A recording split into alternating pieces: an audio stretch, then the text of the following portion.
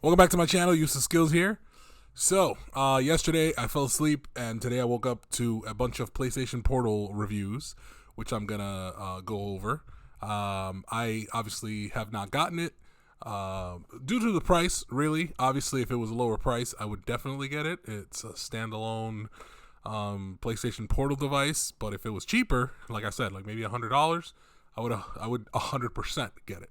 But it's a little bit too expensive for me and for my taste, and for the thing that it doesn't really, like, I have devices that already do what it does, and like, obviously this it's like, from the reviews that I've seen so far, it is better, like, obviously, to have this device, but I already have devices that do what it does, and I'm not really shelling out any more money for that stuff. Now, that being said, I'm gonna show you guys two pictures of where both of my PlayStations are. So I have two PlayStations, one in my living room, one in my room, and I don't really need this device because if I want to play, I can literally just go to the other room to play if someone needs to use a TV, like my girl or my kids. But this would be cool to, like, play in bed or play on the go. For the most part, you'll see if that's even possible yet. Anyway, but also it's good, for those of us like me that we're skeptical about it or that still might not be able to afford it. It's only gonna get better. So if you don't get it now, with further updates, hopefully it'll do some things that initially I thought it should do, but now I'm finding out it's not going to do. But we'll see. Anyway, let's get into it. So, this is IGN's review of the PlayStation Portal. They don't go. I feel like they don't go too in depth, so I'm gonna skip around. But I'll go. I watched two other videos that go a little bit more in depth, and we're gonna talk about certain things. All right. So let's go with this one first. Sony's small screen remote play solution for the PS5. With remote play already working great on tablets and phones, and controller solutions like the Backbone, designed specifically for playing console games remotely, the Portal seems like a solution to a problem no one had. Why spend $200 on a single-purpose device when there are much cheaper solutions already available? And yet, after spending time with the PlayStation Portal, he changed his mind. Say, this thing rules. That's not to say I wouldn't change anything about it. In fact, it has some missing features that make me scratch my head, but initial skepticism has been replaced by enthusiasm. Okay. I mean, I was still enthusiastic about it, and as I said in my first video, and definitely my second video, and where I basically go over the points that C-Kid M said, which he still hasn't released a review of it. I assume he's going to release a review soon. Hopefully, I'm subscribed to him, so hopefully he puts out a good video. But yeah, like I said, like, if you want to get this, go ahead and get this. I'm not clowning anybody that gets this. I'm not telling you not to get this. I'm just saying why I wouldn't and why most consumers shouldn't, based off of I feel like the overpricedness of a device that's an accessory to another device. You know what I mean?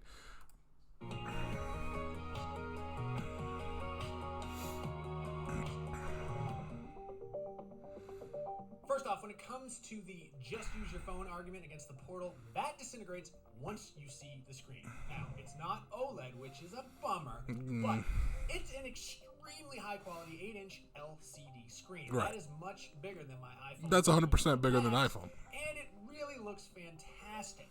Colors are extremely vivid and absolutely pop. There's no smearing or ghosting whatsoever. And when things are in motion, they look exactly like you'd expect them to look. Okay. The viewing angle, too, is quite nice. You can freely tilt it in whatever way is most comfortable while you're using it without losing color or detail. Okay. Everything just looks crisp and alive on the screen, and I really do prefer it over using remote play on my phone. On the opposite extreme, if you use remote play on a full-size on an tablet, iPad, yeah, you get a bigger screen. Obviously. That might be the best way to strike the perfect balance between portability and screen real estate, but you still have to supply a remote, which, right? Given the fact that you clearly own a PS5, probably not that big of a deal. However, the advantage of the Portal over a tablet is you get the good-sized screen with a controller built right into an all-in-one solution, so you can hold the Portal and play your games in any position you like. So I do like that about it, right? Like I do play on my. If I'm gonna play remote play, I usually play on my tablet, or I'll use my phone. So I don't really care about the screen size for certain games. Yeah, but if I want to see what's going on, and I think I usually play on my tablet, which is a bigger screen than this. But there comes the problem of I can't really play in bed because I have to, prop up the iPad and then have a remote. So I would still have to like use a table or whatever. But I usually do that when I was at work. I wouldn't, I wasn't really using it at home, right? Because again, to me, this device to me, I wouldn't be really using at home because I already have a solution for playing a PlayStation, not, while I'm home. So these are like I understand people would use this is like I guess I would use it in bed if like my kids are sleeping or my girl's sleeping and I'm able to like play on the screen, not to turn on the TV screen, but I can play on the little screen. That would be cool. But the headphone situation is the other problem that I have with it, which we'll get into. But basically, it does solve that issue for people that don't have a second PlayStation that would want to play, or that only have one TV for some reason in their home, and would want to play while somebody else is using the TV. It is technically a good solution. Again, there are other devices that already do this. So if you again are frugal or have not a lot of money, like I know, I know people are struggling out here. I would still not get this. I would just use like remote play on a phone or a tablet. If you have kids, you probably already have a tablet you can remote play on. And if you have a PlayStation 5, you have a controller that literally you just have to Bluetooth sync to the tablet, and then you can play. So you don't really need this device. That's, again, $200. I would, again, wait till it lowers, maybe next Black Friday, because I doubt this Black Friday, since it just came out, they're going to lower the price. But next Black Friday, if it goes down even to like $150, I think it's, okay. Again, 100, I feel like it should have been the great thing for this, and I feel like it would sell a lot more and will sell a lot more once it does reach that. If it ever goes down to 100, I think it will. But again, it's an okay device. I never said, Sony's going to make a shitty device. It's a good device. I just feel like it doesn't do, anything extra that I can't already get, Because it's effectively a DualSense with the middle stretched and turned into a screen. Oh, also, yeah, the fact that if you do remote play on a tablet or a phone with the PlayStation 5 controller, you don't get the rumble features. Those are turned off. So you get them on this, which is cool. But, a big problem with that is the DualSense, like the joystick. If you get joystick drift, I don't think you could switch out the joystick. At least we'll see if you can, but I highly doubt it. The Portal is instant and resistive triggers. The only feature it's missing is the touchpad, but a quick tap of the screen brings up a virtual replacement. With that, we knew. The functionality of every part of the traditional DualSense controller is right there, literally at your fingertips. All right, then he talks about weight. I don't really care about the weight of it. Obviously, if it's too heavy, that's crazy, but it seems light. I knew it was going to be light. It's just literally a controller with a DualSense controller with a screen in between that doesn't have much weight to it because it's not really doing anything but streaming. So it's very lightweight from what I hear from a lot of different people. The battery life is another thing to go over. Approximately 4.5 hours. I think it lasts a little longer depending on, because he used the brightness at 100%, which I don't know if the brightness lower would be bad, and then the volume at 50%. So if you use the brightness a little bit less, and probably turn off the rumbles on the controller features and stuff like that, it'll probably last you maybe 5 hours, maybe 5.5 hours. But 4.5 hours is pretty good for, again, a device that's, I guess for the most part, people are going to use it at home and stuff like that. Then they go on to talk about how they want to compare it to the PSP, which we all wish it was. Trust me, even the people that want the Portal wish this was a PSP, a standalone PlayStation device, not a thing. But yeah, then he goes into the headset problem, which again is, if you want the headset that because it doesn't come with Bluetooth, it's $200 for the wireless earbuds, and then $150 for the wireless the big headset. And so you can use wired headphones.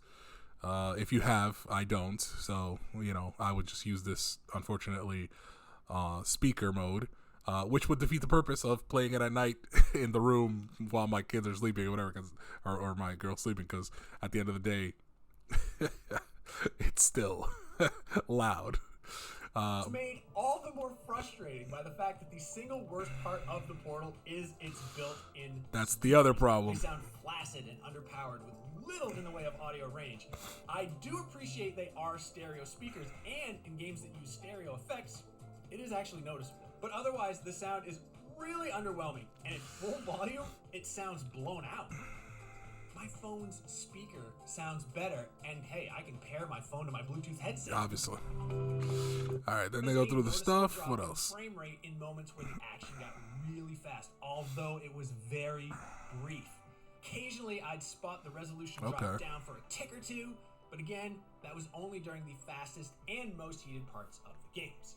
The only time the stream really struggled was when I was downloading a game. I wanted to test the Portal's battery life against Astro's Playroom's awesome DualSense controller features and went to re-add it to my library. Since my PS5 is connected wirelessly, the added bandwidth of a game download brought remote play to its knees, even losing connection once or twice before picking it back up again. And once the download was completed, everything returned to normal. Moving away from the router to my bedroom where I have less than stellar I wouldn't recommend downloading a game while you're also streaming content, whether you're streaming on Twitch or YouTube live from your PlayStation, or whether you're streaming from your PlayStation to your Portal. Like, obviously, I wouldn't recommend downloading a thing. It's not going to be good no matter how fast your internet is.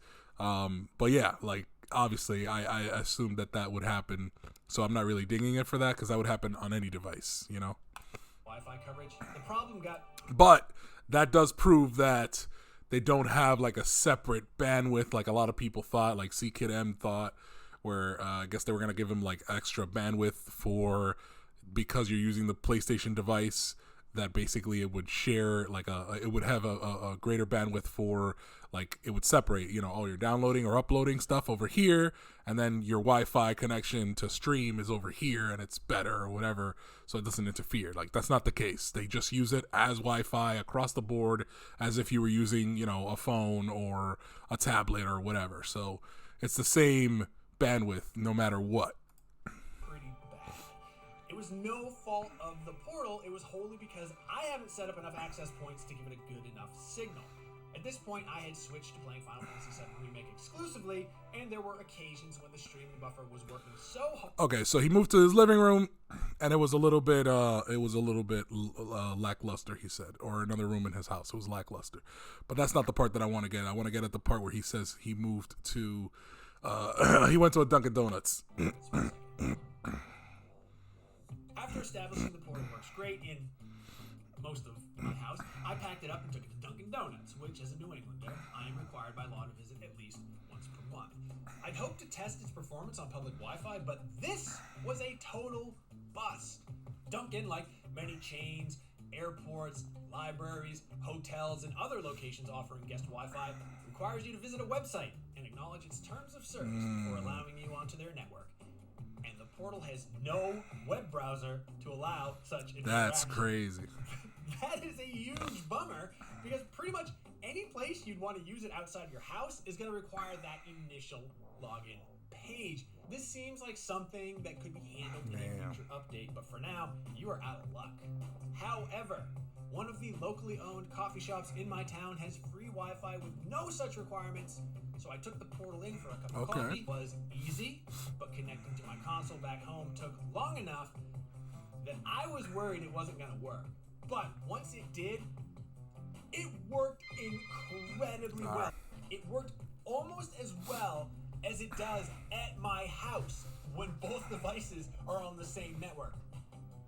This was the turning point for me, where I went from, well, this is kind of neat, to this is actually rad. There I was playing Final Fantasy VII Remake from the PS5 in my house in a cafe across town, and it was nearly indistinguishable from the experience at home. Again, that's something that can certainly be done on your phone or tablet, and those are also able to get past that login screen. Correct. But none of them feel as good to hold and play as the Portal. The PlayStation Portal is the most surprising device I've ever come away from loving after going in loaded with skepticism. It's such a better experience than using your phone with a slap-on controller, and it works so much better than I was anticipating. I really love the freedom it gives me to play my PS5 from anywhere with decent Wi-Fi coverage, especially when the rest of my family was using the TV to, somewhat ironically, play the Switch. Bearing in mind that it's in no way a standalone device and 100% requires a PlayStation 5 to function at all. That's crazy. The biggest things keeping this Portal from being a truly amazing device are its current lack of a way to access Wi-Fi that requires a web browser to log in, and its lack of Bluetooth support. Obviously. Audio. For now, though, it is a great device that represents the best current solution for PlayStation Remote Play, and if it weren't for those two baffling caveats, I'd call this a must-own device for every PS5 owner who enjoys handheld or has to compete for the household TV. Okay, 8. All right, so again, the caveat of you have to compete for the household TV, or you don't own a second PlayStation. I understand those points, and again, that's a great solution if you don't have those points. But if you already have a phone or a tablet, again, and you're frugal, like you don't want to spend $200 on an accessory on another device, you can just do those things. Now, there are certain things that these reviewers don't do that I would have done if I had the PlayStation Portal, just to try. Like, I don't think anybody tried to connect it to a PlayStation 4, for example. I'd be like, hey, let me see if you actually need a PlayStation 5. You never know, So I would have tried that with my PlayStation 4, just try to connect it, maybe, to see if it goes through. I doubt it would, obviously, but I would have checked just in case, All right, this next reviewer does the actual unboxing and everything. That's why I really like it. So I want to show that. Player for your PS5. Put your PS5 in the palm of your hand, your handheld gateway to your games, player collection, experience breathtaking immersion. So this thing was $200, and as a longtime PlayStation fan, especially of the PSP, I was very excited when it got announced. The problem is it kind of comes with a caveat, and I'm not really sure who this is for or that's how what much everybody I'll thinks. use it, because it's not a standalone system. Looks like it comes with a USB-C cable. Let's get into the good stuff here. Basically, you've got a DualSense controller with an 8-inch 1080p 60 FPS screen built in. Okay, I'm not gonna lie, this thing actually looks really clean. It does look good. Absolutely gorgeous. So you've got speakers, power buttons, and volume rockers along the top. There's a USB-C port on the back side. Okay, that's how you charge it. And this is the Portal. Not gonna lie, it feels pretty good in the hand. I still remember the first time I touched a DualSense controller. It felt very premium, very solid, and this is no different. Let's go ahead and turn it on. Look at that. The LEDs built into the sides of the controller. So I've already turned it on. There was like a software update and stuff you had to do. And now we're at the point where we link it to our PlayStation account. So we're going to go ahead and scan this, open up the app, and just like that, our Portal comes to life. Connect to a PS5 to play. Pair your device with any PS5 you recently logged in. Now that's cool. That I didn't know. I didn't see any promotional material saying this. So you can pair this to basically two different PlayStations, right? So I have two different PlayStations. So if I did have this, it'd be cool to like pair it to my PlayStation in my living room, because I have some games downloaded on that one, and then PlayStation in my room, I have different games downloaded on that one. So it's cool because that way, if I wanted to, I could switch between them. I could pair them to the other one to play different games. So that's actually really cool. And I could you could already do this in remote play on the phone or tablet or whatever, but it's cool that you can do it on the device as well. You can change which PS5 your device is paired to at any time. That's pretty cool. So it's already detecting my current PS5, which was last logged in on Thursday. So for example, mine would have two different ones. If you have three, for some reason, it would be three different ones. So you can select which one you connect to, which is actually pretty cool, pretty decent. Okay, so let's pair it with that. We need to turn on the PS5 from the home screen, go to yada yada. All right, we need to go upstairs. An interesting comparison here. This is the DualSense controller, and this is the PlayStation Portal. It's literally just slicing this down the middle and adding an 8-inch screen. Would you look at that? We've got it on the front page right here. So we're going to go up to Settings, System. Looks like we may have been successful. We're ready to play. So a lot of it is just setting up, you know, like you have to download an update, all this other stuff, and then finally he sets it up. Okay. PS Martin connected using remote. Wait, this is straight up just streaming from it. I mean, I don't know what you expected.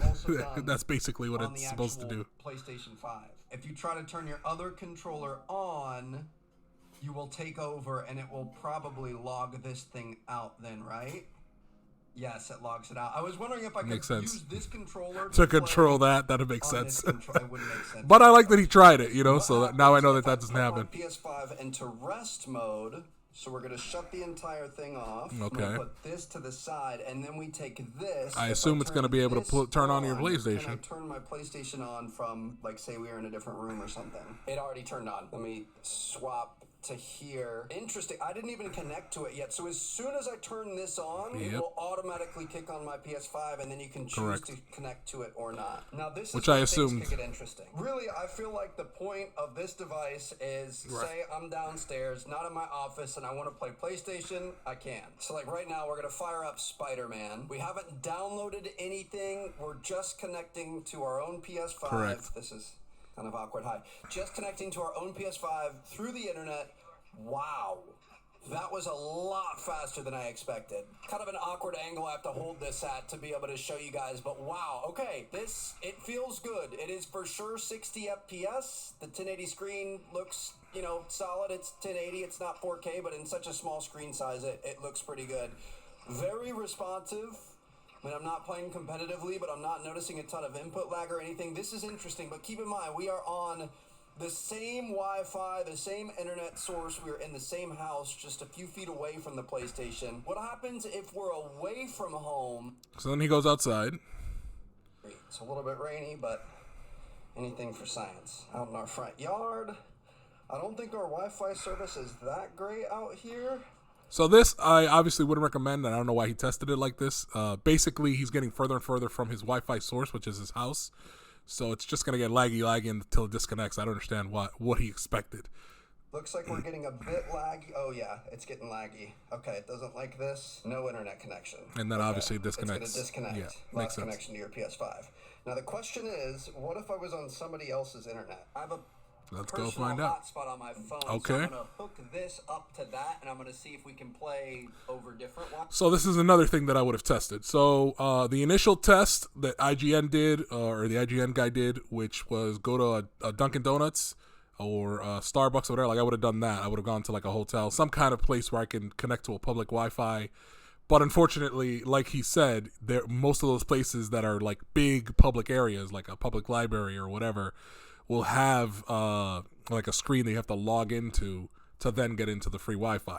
And you can't open a web browser on the PlayStation Portal because it doesn't let you. So you can't even connect to their Wi-Fi because you can't get past that step. Now, hopefully they fix that in a further update, as they said, maybe, hopefully, in the future. But it's a big glaring problem right now because, again, if I were to get this device and I were to travel, like that's usually where I would use it. Like if I'm in a hotel or in like in a restaurant or something like that, or some kind of public area, or at the airport, and stuff like that where I could use a public Wi-Fi. That's what I would use it for.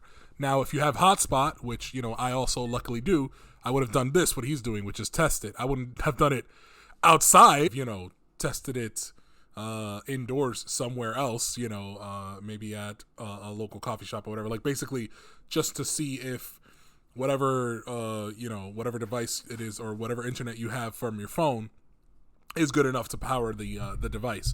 Obviously, we're not at home. Wi-Fi's. We are connected to Trevor's iPhone, so we're going to back out of here and let's see. Can we reconnect? It's definitely taking a bit longer. I'm getting farther away. I don't know. Also, it kind of bothers me that it's raining and he just has this brand new device out in the rain. I mean, these guys, they have millions of views, so obviously they either got the device for free sent to them by Sony or they bought it, and $200 is like 2 cents for them. But yeah, it's just, oh my God, like I would take care of this device. I wouldn't take it out of the rain. away from the house just to make sure we're doing this right. I don't want it to reconnect to the Wi-Fi. And we're in. My neighbors absolutely think I'm the weirdest person on planet Earth, but I have a built-in tripod on That's this cool. sundial. That's actually Rain's cool. starting to pick up a little bit. Let's see. We definitely don't have the graphical quality that we had before. I'm going to be honest. It doesn't look great. It looks like we're playing at about 480p. Now, Makes the sense. first time we connected to the PlayStation, it did this, so maybe it just needs a little bit of time to buffer, or maybe the service to my phone isn't that great. It should be decent, but playing on a different network does work. We are officially out of the house, away from our PS5. It's at home connected, and we can connect to it anywhere that there's Wi-Fi to be able to play games on it. We can go home. We want to switch games. Let's go play some COD. I mean, I can't imagine. I would not recommend that.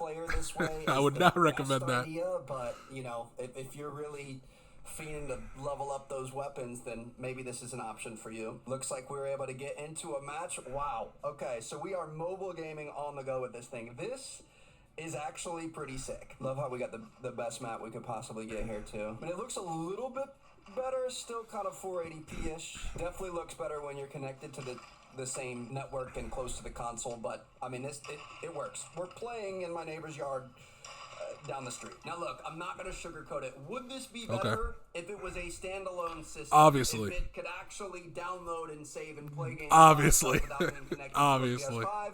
Absolutely. I think that's what we all want. That is what If we all had a wanted. next-gen PSP like this, people would freak out. 100%. And I feel like we kind of missed the mark not starting with that, but I'm 100%. hoping this is just a first iteration, and that's on the way. I will say it's very sleek. It feels very well made. It's lightweight. It's just like, I mean, this thing, it looks sick. This truly looks like the gaming handheld of the future.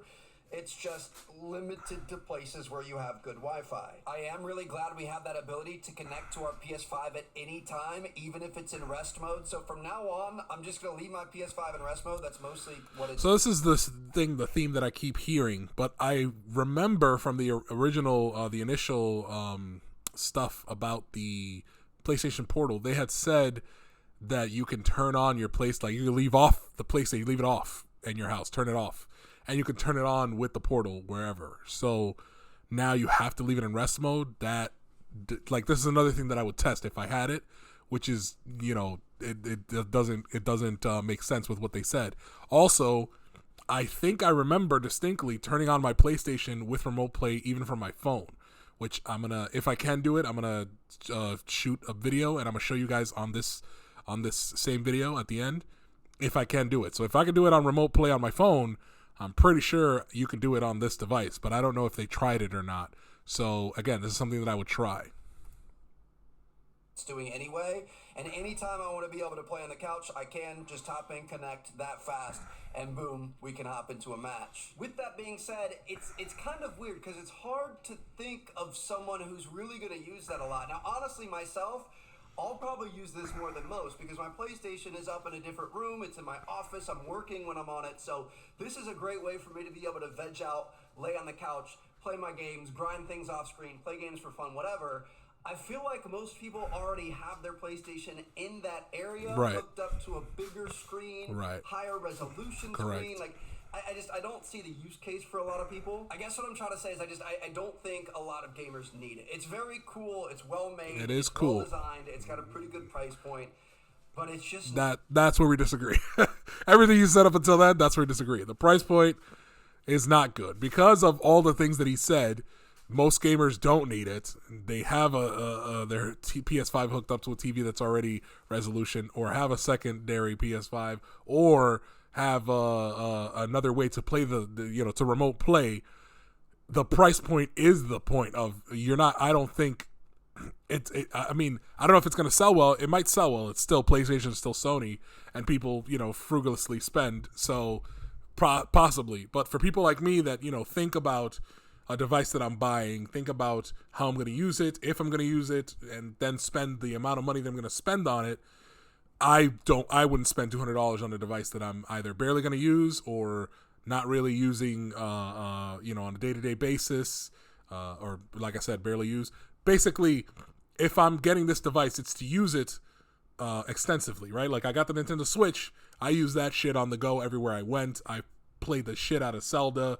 I played the shit out of Mario Odyssey when it first came out. All these games I played, and then now I just picked it up again for the new Zelda and now Mario Wonder. So, like, you know, it still has a life even after I put it down for a while. And again, I could take it anywhere because, you know, the game's on it, obviously.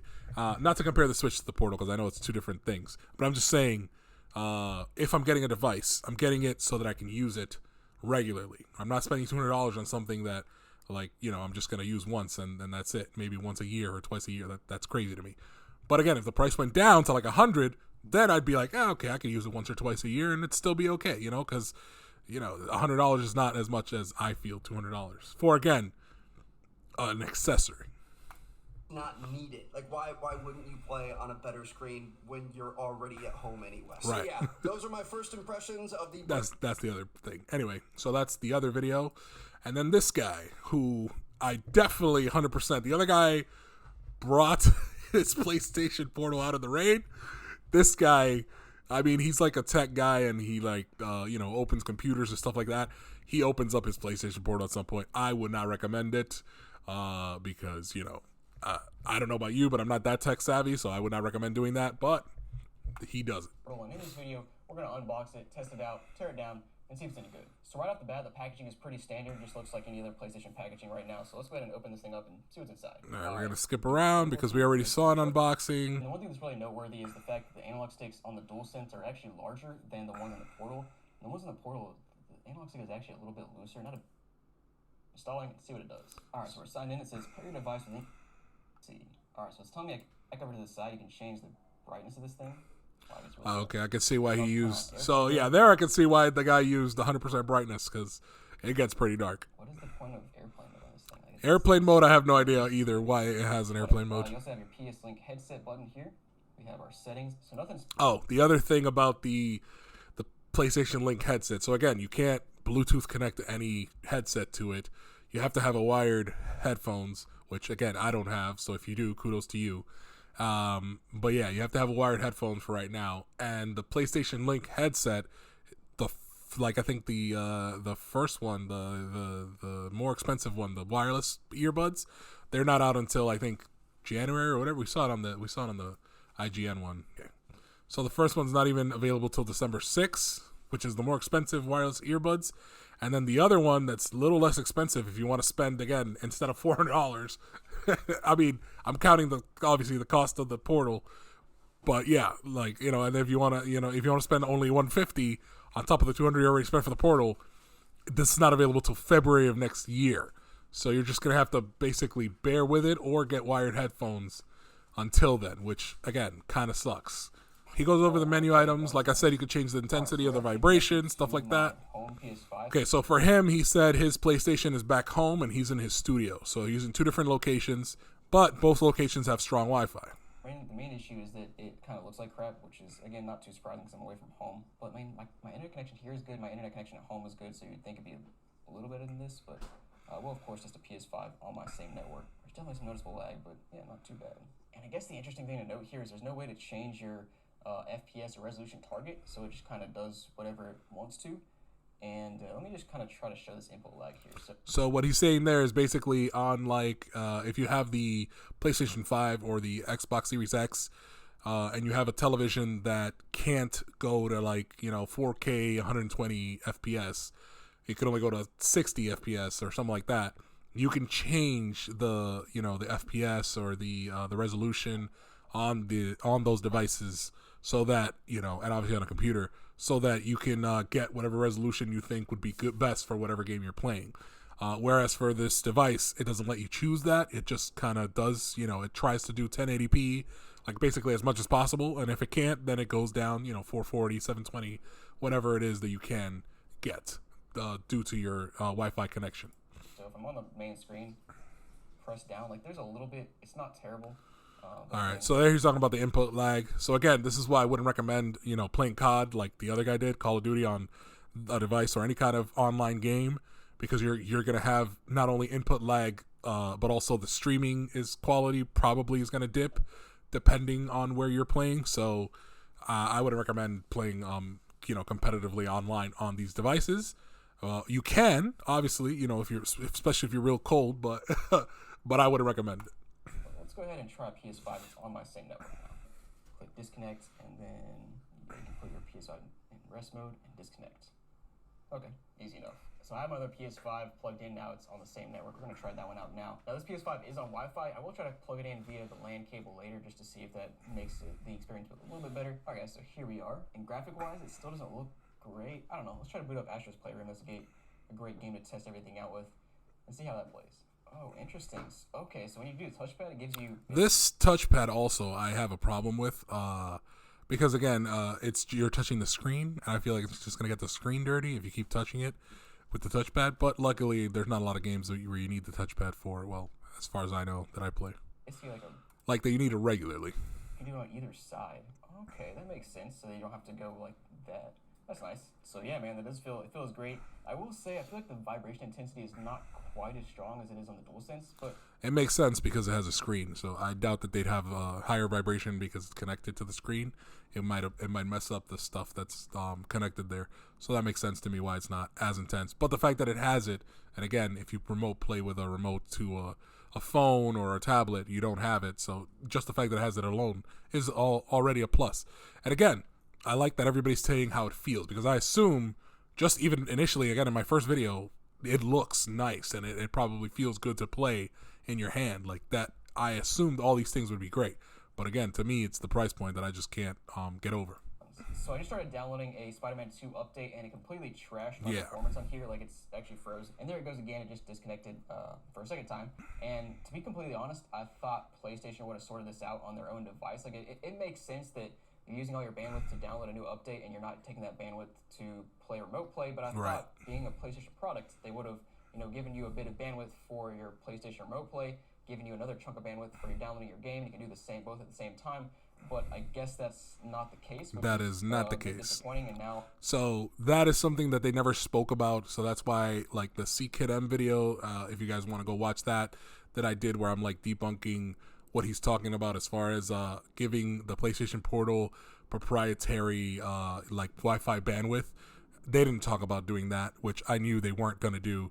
So it's just a streaming device like your phone, like a tablet. So it's not different in any way as far as playing the PlayStation 5 remotely. So it's if you try to download something or upload something like he's doing here, trying to download an update for his Spider-Man 2 while he's playing, it's gonna make your stream lag because you're streaming from a PlayStation to a device. It's unfortunate, but you share the Wi-Fi, and again, if your Wi-Fi is not strong enough to handle both of those things, which most Wi-Fi is not, it's gonna lag. Oh, yeah, it's working now, but it just looks like trash. And I will say that before I started downloading, it looked really good. It was dropping frames here and there, and the lag was like slightly noticeable. But on a game like this, it was just like not an issue at all. To say I'm impressed is not the right word. I'd say the feel and look of this thing is great, like very impressed in that aspect. But just the whole remote play functionality, I think, is just not any better than a Backbone or a Steam Deck or any other device you use to do remote play. It was very disappointing because I thought, having a PlayStation device itself, they would have incorporated some technology that makes the lag less noticeable or not noticeable at all. So that's what I just want to clarify, because that's another thing that I would have tested, because that's what a lot of people thought, as well. Like the CKidM video, he thought they would have some kind of proprietary bandwidth for the Portal, which they never said they did, and I don't fault them for not having it, because again, it keeps the device cheaper, or as cheap as it is, because they wouldn't have added that. So yeah, like I said, if you play on this, it's the same as playing on a phone or a tablet, besides obviously the screen difference and the feel of it, because obviously the feel of it is a lot better, but that's the only real difference. The bandwidth, all these other things, they don't change. You're still succumb to the world of Wi-Fi. If your Wi-Fi sucks where you are, your stream is going to suck on the Portal. If your Wi-Fi sucks where you're going, like if you're going to a restaurant or a thing and somehow you're able to connect to the Wi-Fi, it's going to suck there. Now, the only reason that the IGN guy, I feel like in the first video, had a better experience at the coffee shop, because it was a smaller coffee shop, so their Wi-Fi is just open. Whereas Dunkin' Donuts, it's a lot more foot traffic, a lot more people, staying staying around and sitting there. So like a Starbucks or something like that. So basically, their Wi-Fi is open, but they're a small coffee shop. So I feel like he had a better experience because not a lot of people were using their Wi-Fi at the same time. But if a lot of people are, like if you're in a public area, a lot of people using the Wi-Fi, that's really what I want to test the conditions under to see if you do get better than you would on your phone or whatever, which again I doubt, but this ultimately proves it. Now the other thing I do need to try is connecting this via a LAN cable and see if that just eliminates all issues, because that will just reduce our lag even more. So I'm going to pause the download on Spider-Man 2, and we're going to connect this via a LAN cable and see if that makes a difference here. Alright, so I've played a few rounds of golf here on PGA 2K23, and graphic-wise, it looks great. Like, I haven't had any issues in the last, 5 or 10 minutes. I haven't seen any frames drop. Great. It looks really good. I will still say, lag-wise, input-wise, it's still a little bit higher than I would hope for. You can feel it like you're playing a timing-based game, or you're playing a quick reaction-based game. You're going to feel the lag, a little bit. It might be to the point where you can, it's kind of on the line of, you either might be able to get over it pretty quickly and kind of just figure out how to adjust, or it might be ever so slightly frustrating all the time, which is kind of that line you don't really want to be on with a remote play device. So I don't know, man, I really like this thing. How it looks and how it feels in your hands, 10 out of 10 for me. This thing's great. It's just like playing it with a DualSense pretty much, but the input lag, the remote play experience is still just I don't know. Yeah, it's remote play. Yeah. Of course, it is just disappointing seeing a device like this in your hands that can't natively play games, play cloud games. That's really the most disappointing part. That's a fact. Cloud games. And just the fact that this thing could have easily been a Steam Deck competitor where you beef it up a little bit and you could play PS4 games on the go. But guys, let's go ahead and hop into the teardown. I'm curious how to even take this thing apart. So then he starts to take his PlayStation Portal apart, which again I would not recommend you do, because he takes the he takes the joysticks off and breaks it. Like literally, he just opened it, he just got it and broke it. But again, big YouTuber, pretty sure they either sent it to him or he bought it, and it's like $200 is like 2 cents to him. So, and then obviously he this is what he does for a living. So he breaks things apart, puts them back together. So maybe he's even able to fix it. But I would not recommend you do what he does. But I just want you guys to see the inside. So this is basically the vibration monitors and stuff like that. The triggers, all these things connected to the remote here. Let me see if I can go further in. And yeah, so this is where he breaks it, because he thinks he could take the analog stick off as the problem. Your analog stick starts to drift, you're probably going to have to be able to send it to PlayStation. Much like the Switch initially, when the Switch came out, the stick drift on the Switches, you can send the remotes and they'll send you a new one back, or a refurbished, they'll fix it and send it back. But at least in the Switch, you could switch out the remotes. If you have a second one or bought a third Switch remote, you could switch it out and still use the Switch in the meantime while you're waiting for the remote to come back. Whereas for this, you have to send probably the whole portal and wait for the portal to come back after they fix the stick drift situation. That's so lame. All right, let's see if I can get further down a little bit. And all right, guys, so it turns out there it is. the PlayStation Portal is not a very easy device to take apart. It is not. I've been kind of messing around with it for the last 45 minutes. Now, actually, let me take a step back. The first good thing to note is good. If you get stick drift, you can theoretically find another analog stick, swap it in, replace it, and you're good to go there. So that's the good thing. The bad thing, though, is I just broke my PlayStation Portal. Crazy. Guys... Anyway, I hope you guys enjoy the video. I try to be as in-depth as possible, again, without having the device myself. But like I said, probably by next Black Friday next year, it'll come down to maybe $150, hopefully $100. And if it does, I definitely 100% recommend if you want something like this. Because again, $100, that's almost a remote, So that's not bad. Whereas, $200 right now is crazy. Again, to me. So this is the living room PlayStation. I try to cut around the clutter because there's clutter all over the place. And then I'm walking to the room, and this is the room's PlayStation. All right. What's up, guys? Editor Wilson here. So apparently, I was mistaken about the turning on the PlayStation via remote play from the phone. I tried it. I thought I did it, but I didn't do it. So I opened the PlayStation remote app here, and I went to other connections. Apparently, I had been connecting to other PS5s. You see there's 3 there. I only have 2. So what happened was I was connecting to a PS5 at my friend's house, and he has his PlayStation always on rest mode. So I figured it out because I was logging in, and we share the games and stuff. Like I share my games with him and stuff. So I saw Civilization 4, and I'm like, Civilization 4? I didn't download that. And so, like on this PlayStation and the one in the room, the last game that you see on the tabs is Spider-Man 2. So I'm like, that's strange. But then I realized, I was probably logging into his PlayStation, not my PlayStation. But my account is logged in on his PlayStation. So that actually led me to a new discovery and or something that you can do that's pretty cool if you don't have a PlayStation 5 in your house, but you have a friend that has a PlayStation 5 and they work or go to school, or just at times when they're not using the PlayStation 5, they might be using another console like an Xbox or their Nintendo Switch, or they're just watching TV. You can log into their PlayStation 5 via creating like your own account on their PlayStation 5, and then when you are over at their house, you can basically sync your PlayStation Portal to them, to their PlayStation, and then go home and play. If you have good enough Wi-Fi at home and they have good enough Wi-Fi in their home, you can play PlayStation on the Portal without technically having a PlayStation of your own. So that, to me, is actually worth $200. So I might have turned around completely on this, because that's a fun, interesting way to have a $200 PlayStation 5, which is insane. I don't know why I didn't think of it. There's different accounts you can log into once you're in the portal, I believe. So you can just log into an account that your friend created for you, or that you created for yourself on his account, on his PlayStation, that, you know, he shares all the games with. So you can literally play from your own account all the games that you want on your own, as if you're logged into an actual place, as if you're playing a PlayStation that you own. But it's your friend's PlayStation, or your uncle's PlayStation, or your dad's PlayStation. So, hey, you know what? PlayStation Portal, you kind of won me over now. Well, not me specifically, because I don't need it. But for people in this situation, the specific situation, it actually could work really well. I mean, again, you could just remote play from your phone if you have a phone, a tablet, or whatever.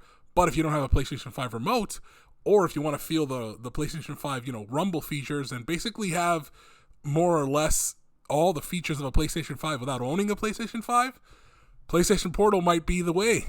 That might be the way. And yeah, I'm gonna check it out. I'm gonna try it out. I know a friend of mine has only an Xbox, so I'm gonna see if he, you know, decides to get the PlayStation Portal. I'll see if I link it up to my PlayStation and have him play and see how he likes it. But yeah, that'd be great. Anyway, that's something cool that I didn't think of before, and now again trying out the remote play and turning it on and all this other stuff. I might have to leave the PlayStation 5 on rest mode, but hey, whatever. You know, if that's the case, maybe in a future update they'll be able to do the thing that they said that they were going to do, which is turn on the PlayStation via the remote, the PlayStation Portal, which is, it's stupid that it shouldn't. But anyway, yeah, this is crazy. Let me know what you guys think down below of this new event and new, I think, innovative way to use the portal. And in that way, it's actually, because basically you're not making it an accessory, you're making it a standalone PlayStation, sort of, for yourself. So yeah, let me know what you guys think down below. And if you like this video, click the like, subscribe for more. This has been another useless skill.